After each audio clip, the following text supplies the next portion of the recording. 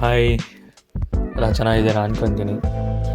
So 25 day of cutting series back day ಇತ್ತು. Back day ಮಾಡಿ ಸ್ವಲ್ಪ ಶೋಲ್ಡರ್ಸ್ ಮಾಡಿಕೊಂಡು ವರ್ಕೌಟ್ನ ಎಂಡ್ ಮಾಡಿದೆ. ಸೊ ಬ್ಯಾಕ್ ಡೇಗೆ ನಾನು 4 ಎಕ್ಸಸೈಸ್ ಮಾಡಿದೆ. 4 ಎಕ್ಸಸೈಸ್ ಬ್ಯಾಕಿಗೆ, 3 ಎಕ್ಸಸೈಸ್ ಶೋಲ್ಡರ್ಸಲ್ಲಿ ಒಂದು ಟ್ರ್ಯಾಪ್ಸಿಗೆ ಮಾಡಿದೆ. ಸೊ ಬೇಸಿಕಲಿ ನೆನ್ನೆ ಫಸ್ಟ್ ಎಕ್ಸಸೈಸ್ ಸ್ಟಾರ್ಟ್ ಮಾಡಿದ್ದು ಸೀಟೆಡ್ ರೋಯಿಂಗಿಂದ. ಸೀಟೆಡ್ ರೋಯಿಂಗ್ 4 ಸೆಟ್ ಮಾಡಿದೆ. ಸೀಟೆಡ್ ರೋಯಿಂಗ್ 4 ಸೆಟ್ಟು ಅದನ್ನು ಮಾಡಬೇಕಾದ್ರೆ ಮೂಮೆಂಟ್ನ ನೋಡಿ, ಬೇಕಾದ್ರೆ ವಿಡಿಯೋದಲ್ಲಿ ತೋರಿಸಿದ್ದೀನಲ್ಲ, ಆ ವಿಡಿಯೋದಲ್ಲಿ ತೋರಿಸಿರೋ ಪ್ರಕಾರ ಜಾಸ್ತಿ ಬ್ಯಾಕ್ ಕೂಡ ಲೀನ್ ಆಗಬೇಡಿ, ಫ್ರಂಟ್ ಕೂಡ ಬೆಂಡ್ ಆಗಬೇಡಿ. ಸೊ ಆ ಥರ ಮಾಡಿ. ಆ ಥರ ಮಾಡೋದ್ರಿಂದ ನಿಮ್ಮ ಲ್ಯಾಟ್ಸ್ ಎಂಗೇಜ್ಮೆಂಟ್ ತುಂಬ ಚೆನ್ನಾಗಿರುತ್ತೆ. ಲ್ಯಾಟ್ಸ್ ತುಂಬ ಚೆನ್ನಾಗಿ ಬಿಲ್ಡ್ ಆಗೋಕ್ಕೆ ಟ್ರೈ ಮಾಡುತ್ತೆ. ಸೊ ಫಸ್ಟ್ ಎಕ್ಸಸೈಸ್ ಈ ಥರ ಆಗಿತ್ತು. ಪ್ರತಿಯೊಂದು ಎಕ್ಸಸೈಸ್ ಕೂಡ 4 ಸೆಟ್ ಮಾಡ್ತಿರ್ತೀನಿ. ಸೊ ಸೆಕೆಂಡ್ ಎಕ್ಸಸೈಸ್ ಬಂದು ಲ್ಯಾಟ್ ಪುಲ್ ಡೌನ್ ಇತ್ತು. ಲ್ಯಾಟ್ ಪುಲ್ ಡೌನ್ನು even that is also 4 set may be like 15, 14, 12 reps ಈ ಥರ ಟಾರ್ಗೆಟ್ ಮಾಡ್ಬೋದು. ಮೇ ಬಿ ನಿಮಗೆ ಎಷ್ಟಾಗುತ್ತೆ ಆ ಥರ ಮಾಡಿ. ಜಾಸ್ತಿ ಫೋರ್ಸ್ ಎಲ್ಲ ಮಾಡ್ಕೊಂಡು ಮಾಡಬೇಡಿ. ಇಫ್ ನಿಮ್ಮ ಫ್ರೆಂಡ್ ಯಾರು ಇತ್ತು ಅಂತಂದರೆ ನಿಮ್ಮನ್ನ ಪುಷ್ ಮಾಡೋಕ್ಕೆ ಲಾಸ್ಟ್ 2 or 3 reps ನೀವು ಪುಷ್ ಮಾಡಿಸ್ಕೊಬೋದು ನಿಮ್ಮ ಫ್ರೆಂಡಿಂದ. ಸೊ ಅದಾದಮೇಲೆ ನೆಕ್ಸ್ಟ್ ಥರ್ಡ್ ಎಕ್ಸಸೈಸ್ ಬಂದು close grip lat pull down ಮಾಡಿದೆ.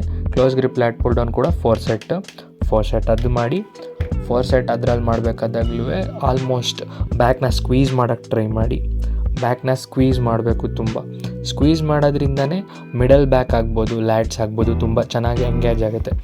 ಇದು close grip lat pull down ಮಾಡಬೇಕಾದಾಗ ನೀವು ಆಲ್ಮೋಸ್ಟ್ ಸ್ಕ್ವೀಸ್ ಮಾಡೋದಕ್ಕೆ ಜಾಸ್ತಿ ಟ್ರೈ ಮಾಡಿ. ಸ್ಕ್ವೀಸ್ ಮಾಡೋದ್ರಿಂದ ಆಲ್ಮೋಸ್ಟ್ ಬಿಲ್ಡಿಂಗಿಗೆ ತುಂಬ ಹೆಲ್ಪ್ ಆಗುತ್ತೆ ಬಾಡಿಗೆ.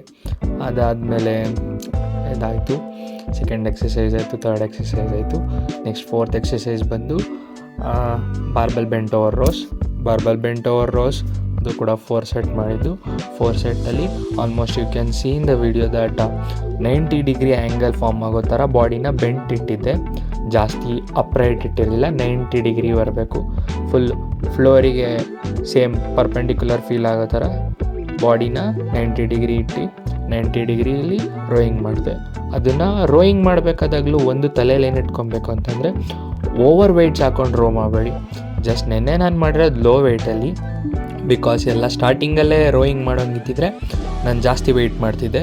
ಸೊ ಇವತ್ತು ಲಾಸ್ಟಲ್ಲಿ ರೋಯಿಂಗ್ ಮಾಡ್ತಿರೋದ್ರಿಂದ ಬೆಂಟ್ ಓವರ್ ರೋಸ್ನ, ಸೊ ಅದಕ್ಕೆ ಕಮ್ಮಿ ಮಾಡಿದ್ದೀನಿ.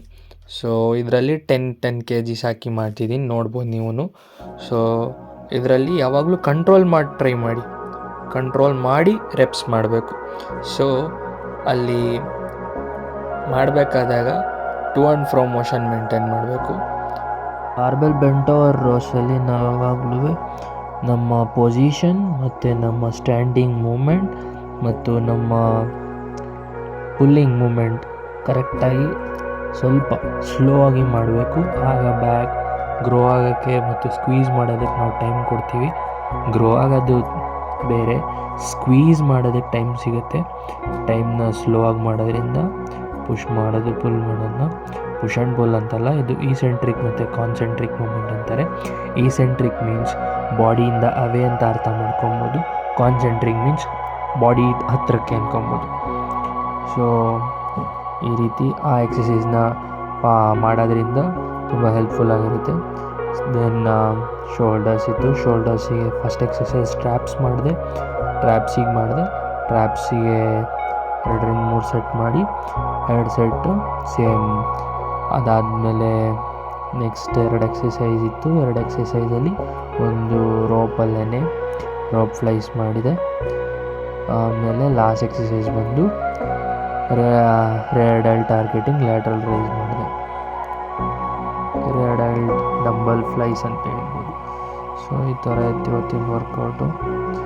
ಸೊ ನೀವು ಮಾಡಿ ಇದೇ ವರ್ಕೌಟ್ನ ಫಾಲೋ ಮಾಡಿ ಅಂತಲ್ಲ, ನಿಮ್ಗೆ ಇಷ್ಟ ಆಗೋ ವರ್ಕೌಟ್ಸ್ನ ನೀವು ನೋಡಿ ಟ್ರೈ ಮಾಡಿ, ಹೆಂಗೆ ಫೀಲ್ ಆಗುತ್ತೆ ಅಂತ ಹೇಳಿ. ಅದರಿಂದ ಮೇ ಬಿ ಇನ್ನೂ ಬೇರೆ ಥರ ಹೆಲ್ಪ್ ಮಾಡೋ ಥರ ಎಕ್ಸಸೈಸ್ನ ನಾನು ರೆಕಾರ್ಡ್ ಮಾಡೋಕ್ಕೆ ಹೆಲ್ಪ್ ಆಗುತ್ತೆ. ಸೊ ಏನು ಚೇಂಜ್ ಮಾಡ್ಕೊಬೇಕಾದ್ರೂ ತುಂಬ ಟೈಮ್ ಹಿಡಿಯುತ್ತೆ. ಸೊ ನಿಮ್ಮ ಬಾಡಿಗೆ ಒಂದು ಮೂಮೆಂಟ್ನ ಯಾವಾಗಲೂ ಸ್ಪೀಡ್ ಮೂಮೆಂಟ್ನ ಮಾಡಬೇಡಿ, ಸ್ವಲ್ಪ ಸ್ಲೋ ಮೊಮೆಂಟಮ್ ಇರಲಿ. ಆ ಮೊಮೆಂಟಮ್ ವರ್ಕ್ ಆಗುತ್ತೆ ಬಾಡಿಗೆ. ಸೊ ಈ ರೀತಿ ಇತ್ತು. Thank you.